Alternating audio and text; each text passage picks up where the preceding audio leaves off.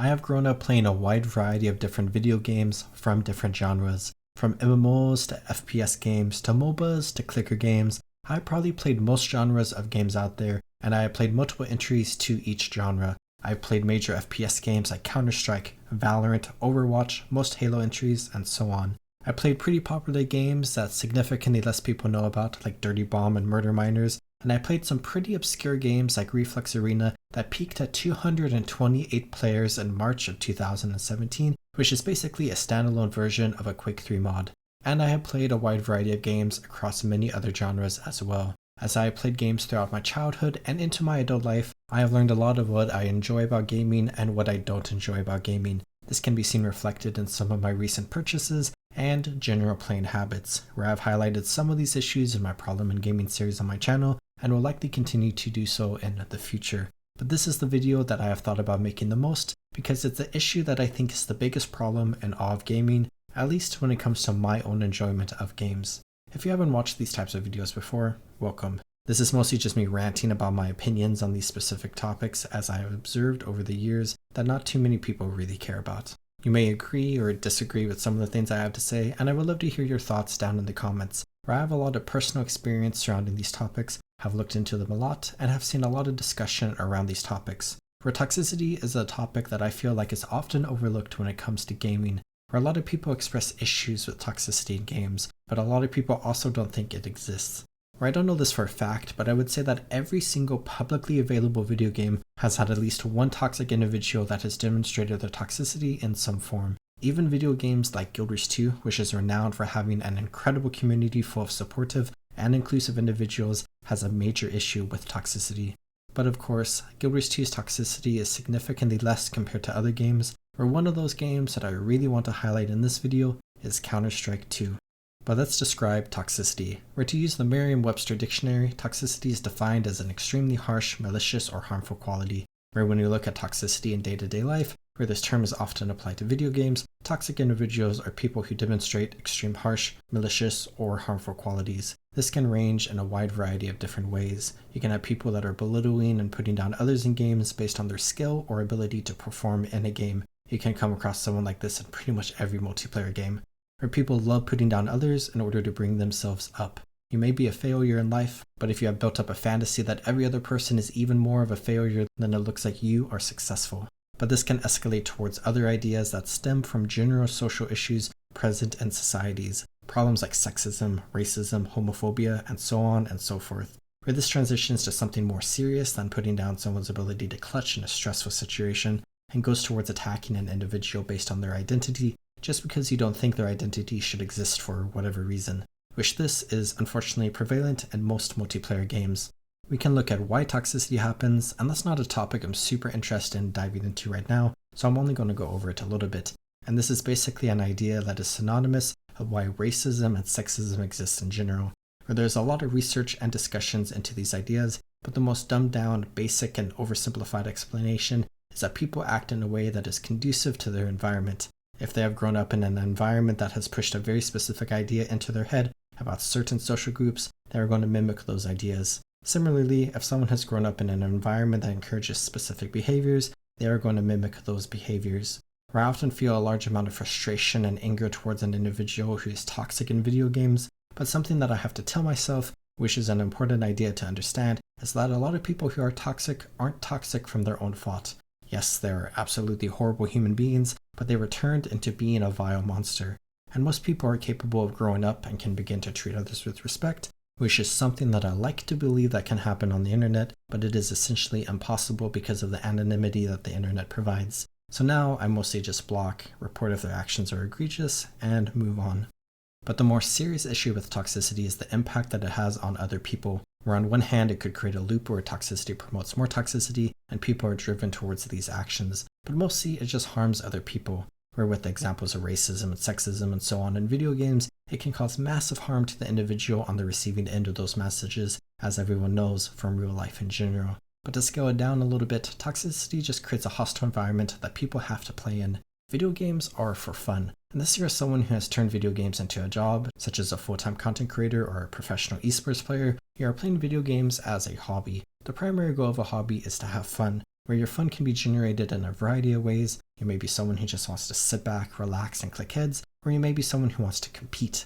You may be someone who wants to try to optimize a certain strategy, or you may be someone who just wants to hang out with friends. When it comes to multiplayer games, there can be an issue that arises. Different people find fun from doing different things. Or if you have a full lobby of random people, it is likely that those people will want different things from their experience playing the game. Some may be more competitive, or some may be more casual.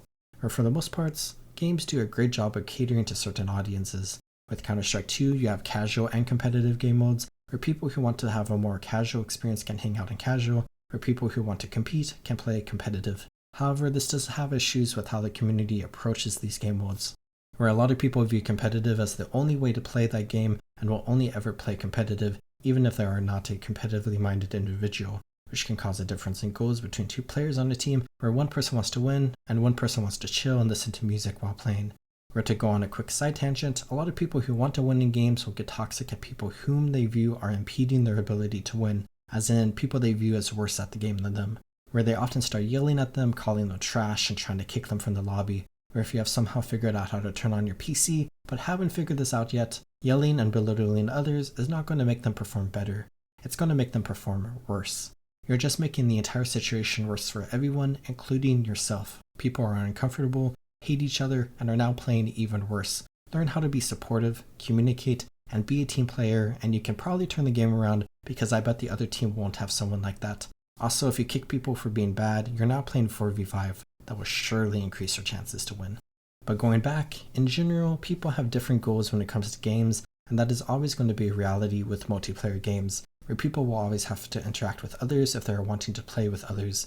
And sometimes, those other people may have different goals than you, and this is where the idea of community building comes into play, where you can build a community, such as a guild in an MMO like Guild Wars 2, into a community that you like. And I've done this for over a decade, where I've been an officer and a guild leader of multiple guilds across both World of Warcraft and Guild Wars 2, where I've experienced a wide variety of different people in each of those games. And being an individual who is in control of a community who has a specific vision for that community is nice, where you can build and cater that community around your specific ideals. And if certain people aren't working out, such as if a group of racist people are being super toxic towards others, you can kick them.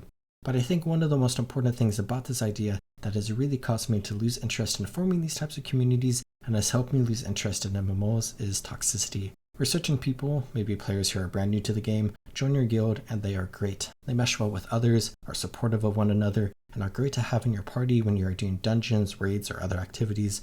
But slowly, over time, their personality starts to shift a bit and they become more and more toxic, where this begins to escalate to the point where they are saying full-on racist, sexist, and homophobic comments to others in the guild, to which you then have to kick them. I've experienced this in both World of Warcraft and Guild Wars 2, and I'm sure this happens in every single game where you can build a community. And I think it mostly comes down to the idea where they are really bad at the game and know that, so they are timid. You then carry them through certain pieces of content, and they start thinking they are good. Then they become confident, and their true personality begins to come forth, and it's nothing like how they were when they originally joined, and that's just sad. It ruins the game for everyone. But again, toxicity is just a reality of multiplayer gaming. There may be a day where every single person on the internet becomes mature, but I highly doubt that will ever happen. I think as long as the internet exists, where people can hide behind anonymity and let their true selves out, people are always going to show the worst parts of humanity. Where that then begs a question I've been asking myself, do I want to be a part of that? Where I do enjoy most multiplayer games, but the existence of toxicity has really ruined most of them for me, to the point where I don't have fun playing them because of the actions of others. Where if I'm not having fun playing them, then this loops around to me not actually enjoying that game, to where I should stop spending my time doing something that leaves me frustrated and disappointed and spend my time doing something that makes me happy and excited, which is why I have fallen more and more in love with a lot of single player games. But I think an aspect of this comes down to how you approach multiplayer games. Guild Wars 2, for example, is a pretty great game as long as you stay away from difficult instance content, PvP, and online communities like various Twitch chats, which is actually not too difficult because the vast majority of that game does not include any of those pieces. But when it comes to a game like Counter-Strike 2, the community is just by and large bad. Toxicity is a systemic issue in this game, to the point where a lot of members of the community actively encourage it because they want to play a game with homophobia and death threats spewed around.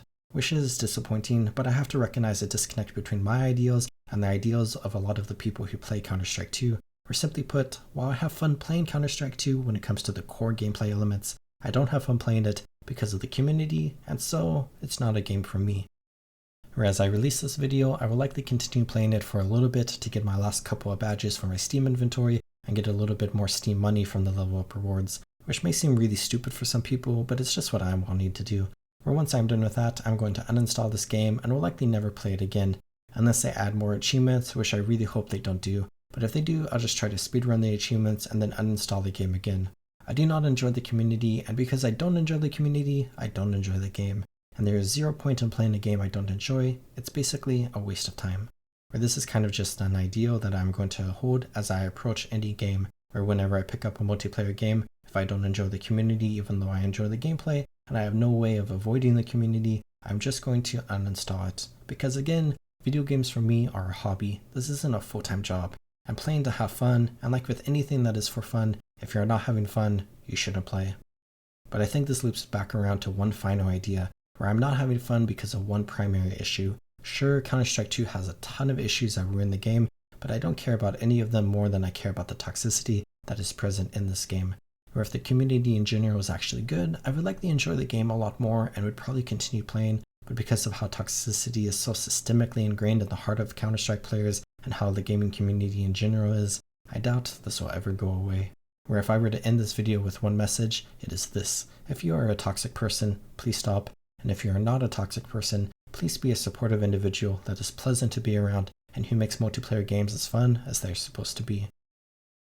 And that's the video. These are a lot of my thoughts about the ideas of toxicity which have been plaguing me for a long time. This goes without saying, but when I talked about gaming communities in general, I'm referencing the overall community.